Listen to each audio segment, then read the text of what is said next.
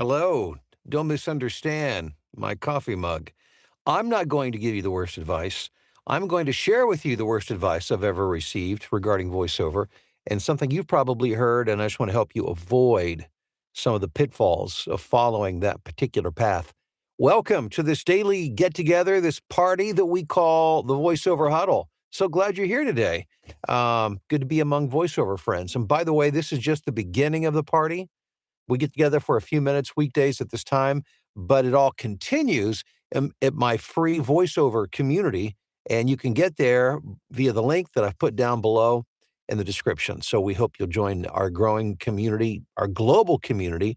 A lot of great folk, everybody from people who are brand new to this or just exploring voiceover to those who have done this for decades. It's a great place to come to get good information, good advice, and to be able to share your experience and share what you know with those who are, who are coming up. Hope to see you in the group today. Make sure as soon as you're done liking and subscribing and sharing and all that stuff, make sure that you jump in the group. So I think the advice I'm about to tell you about today probably rivals one of the very first things I heard when I got into voiceover as being the worst advice that you could give somebody in voiceover.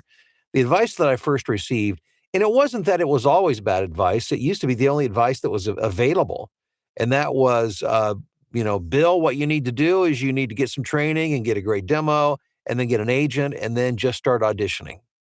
And there was a time when that was the gateway. That's really was about the only way that you could get into voiceover or create a career out of voiceover. And then that was really when I first got into voiceover 20 years ago, 2006, that was already beginning to change as technology was democratizing the business, making it where anybody who was interested in pursuing it could, because the price, the barrier to entry was low. Prices were getting lower and cheaper with equipment, and platforms were coming along like Voice123 and Voices.com, and the ability to communicate directly with clients and all of that was happening. And had it not been for that, had I followed the advice of just going out and getting a demo and getting an agent and then just auditioning and hoping that I could get enough work to make it work as a full-time gig, um, it wouldn't have happened. I wouldn't have survived that, and most people wouldn't. There are a few folks who have, by the way. And believe me, they have my utmost respect. Props to you. They probably had to move to Los Angeles to make that happen, in most cases, but that's great. But that's more like playing the lottery as opposed to having a business plan. So bad advice. But here's the advice I want to tell you about today that I think is the worst advice that I hear circulating right now, and that's this: that you need to find your niche or niche before you pursue voiceover. You need to figure out what you're good at and what you're going to specialize in. For instance, going to be an audiobook narrator? Are you going to be a promo voice? Are you going to do TV affiliate work? Are you going to specialize in commercials? And if so, what kind of commercials? Automotive commercials, political commercials? Are you going to do documentaries? What kind? Let's figure this out before you get started. And that is bad, bad, bad advice. Let's think about this for a second. I remember back in my teaching days when I was a college professor. I remember at that point there was, and I don't know, I'm sure this may have changed over the years, but at that point in time, approximately 75% of people who started college did not end with the same degree that they were pursuing when they got in. But 75, I may be off 1 or 2%, and that may have changed. If anything, it's probably gotten to be a higher number over the years, because that was just kind of the trend. That was the trend, and I'm sure that trend has continued to some degree. But you go to college, you get in, and then all of a sudden you realize, A, I don't like this. B, I really don't feel like I have I'm not equipped skill-wise. Not I shouldn't say skill-wise, but I'll say talent-wise, because I think we're all given basic abilities that we can grow with. And then once you get into college, you can begin to understand more as you get older and you begin to mature and your social circles begin to widen and you interact with more people. You start to gain clarity. So 75%, would switch majors. Okay. Well, then let's move on from there. After they graduate, how many people do what they study? Less than half. The latest data I've seen is between 30 to 41% actually do what they studied. Because again, once they finish school, it might be either they realize that's not what they wanted or what they would be best at, or can't find a job in that particular area. So they move on to something else. And beyond that, how many times do people change careers on average? Well, nowadays, I'm not careers, I'm sorry, but careers 7 times. The average person changes careers 7 times and changes employers 12 times. But we're giving advice or hearing advice that, well, if you're going to go in voiceover, you got to figure it all out before you start. No, you don't. As a matter of fact, that's probably the worst thing you could probably the worst thing that you could do, because there is learning to be done. There is self-discovery to be done. You don't know what you're best at. You don't even know what you like yet. You have an idea of some things, and maybe you've like volunteered to read some audiobooks, or you did a certain project for somebody, maybe a commercial, and maybe you love it, and that's all well and good. But when it comes to going out into the marketplace to be able to market and to sell that service, which is what is required if you want to be a full-time voiceover talent, then you need to begin to understand who you are and how you fit into all of this. And I'll just tell you now, it is not an aha moment for the most part. There may be times along the path where you're like, oh, and there have been times when I've been asked, I'll give you, for instance, like video games. I don't consider for me, that's stuff that, that like real actors do, real actors do. And I've just never really thought I really had the skill set to pursue it. Yet, as I've looked back over my career, and I've gotten jobs I didn't even audition for, where people sought me out, like with Clash Royale, Tom Clancy Ghost Recon was the first one I ever did. And actually, I did audition for that one. And then the new Battlefield 6 that just came out, I'm the very first voice you hear on that video game. Somebody called me up, thought I would be good for that role. Again, even today, I think, why would they want me for that? Because I can't see myself or hear myself the way other people do. I don't have that kind of objectivity. Neither do you. And so that's why we have to follow this path of discovery. And my advice is not this. As a matter of fact, we're going to take this. I'm going to rip it. I'm going to rip it off my mug right here. Don't do that. That's bad advice. What I'm going to suggest that you do would be to try everything that you possibly can. Think of it as your giant sandbox when you're first getting involved in this. And I know it's a business, but you got to have some fun, and you got to play around. You got to try some things. A lot of things that I do, I never would have dreamt of doing, like movie dubbing.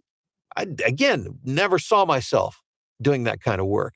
TV promo or affiliate type work, I didn't envision it, but yet here I find myself doing it. It's not the bulk of what I do, but it's a part of what I do. And the stuff that I do now is not real. I mean, the biggest part of what I do, which would be more corporate, I do a lot of pharmaceutical stuff. That was healthcare. That wasn't something I envisioned being my niche in voiceover, but yet here it is. And I do it well, and I love doing it, and I have a reputation for doing it, but I still get to do a lot of this other stuff too. If you want to make a living in voiceover, you've got to, again, when you come into this, you have to look at this as a big sandbox. It's a time of discovery. Try some things, and you're going to find out you suck at some things, and some things that you're naturally good at and can develop from there. And some of the things that you suck at, you can turn into somebody who's pretty good at doing it if you decide it's something that you're really interested in and have a passion for. So again, my advice is, don't close yourself off before you even get started. Again, can you imagine you decide to go to college, and you decide you're going to follow a path, a career. So you have a major that you say it's finance. So you go into finance, only to discover 4 weeks in, this is not for you. You made a mistake. But what if you couldn't change that? What if you were locked into that forever? Number one, you probably wouldn't be very successful, because you would not only lack the skills maybe required, but the passion that's required to pursue. And it does take energy and passion to pursue anything. So explore, try, experiment. If it doesn't go the way you think it should go, don't worry about it. Go back and audition more and try some more. And what will happen? Here's what's going to happen over time. And when I say time, I'm talking years. because even today, after doing this for 20 years, I'm still learning more about myself and willing to challenge myself in different areas and doing things that maybe I thought, I would never do. So begin to keep moving forward and allow this picture to begin. It will start to come into focus. It will become clearer and clearer and clearer without locking you in. Again, there's no reason you cannot do what I've done and do a broad variety of voiceover work, which for me makes it much more interesting and much more exciting.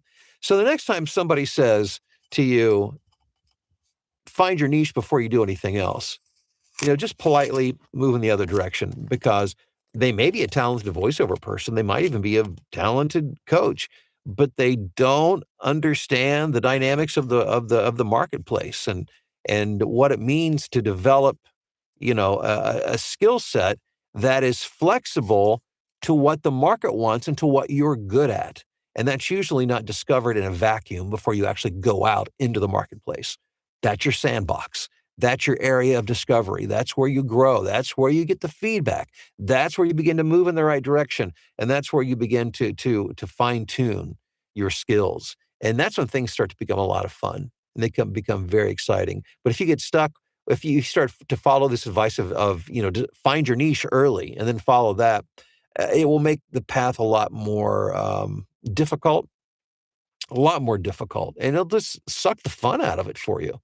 And so, if you want to have fun and you want to discover who you are, you need to be surrounded by the right people who are in the process of doing the same thing. So join my free voiceover community. Again, link is below in the description. I hope to see you there today. Let's jump into the comments and hey, our numbers are growing. I love this, guys. So good to see you all on. We've got John, we've got GS in Longview. I've got Joe in the UK. Corey, happy Taco Tuesday to everybody from Whitehall, Wisconsin. Uh, Joe saying, hit the like button. Thank you very much. VO Flowers. I appreciate that, Joe. Hey, Dennis, what's happening? Sandra in London, Ontario. Jason, good morning from Kearney, Nebraska. Midwest boys and girls rule the world. Yes, I like to think we do. Billy Michaels, what's up from Phoenix? Good to see you, man. We've got Amisha on from Columbia, South Carolina. We've got, let's see, AJB in Louisville, Kentucky. Notice how I said it like the locals say it, Louisville? Yep. We've got Celeste in Newark, Delaware, saying hi. Hey, Celeste, what's up? Gary, thank you. Man, it's good to see you. Hope you're doing well. And I saw you're in, I think I saw you show up in our community. So I did. You just joined. I think it was yesterday. Very excited to see that, Gary. Good to have you there. Hey, Patrick, what's up in Glen Burnie, Maryland? Dave in Knoxville. Jim in Memphis. Mandolin, how are you doing in Heber City, Utah? Jim, have 3 audition opportunities waiting on a pay-to-play site, doing them later today. Jim, that's great news. Love that. Hey, Becky, good to see you. Balmy, 40-degree Michigan. Well, this time of year, 40 for Michigan certainly is balmy. Jason said, that is so backwards. Thank you for giving real advice that works in voiceover. And Bill, you give great acting advice. I went to college for theater performance, and you give great acting advice. Well, Jason, thank you. I appreciate that very much. Jim says the niche is where the money is at. That is in freelance work of any kind.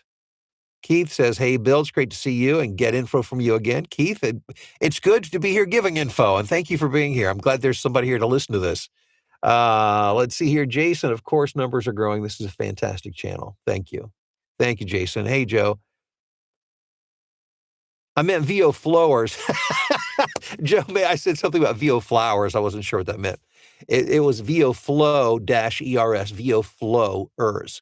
Yes. And when you come into my community, you'll learn more about VO Flow, which is something very exciting that's happening right now. And I don't steal all the thunder. It's pretty exciting. So come on in the community and get all the information. And guys, thank you for being here. Hope you all have a wonderful day. And I'll see you same time tomorrow.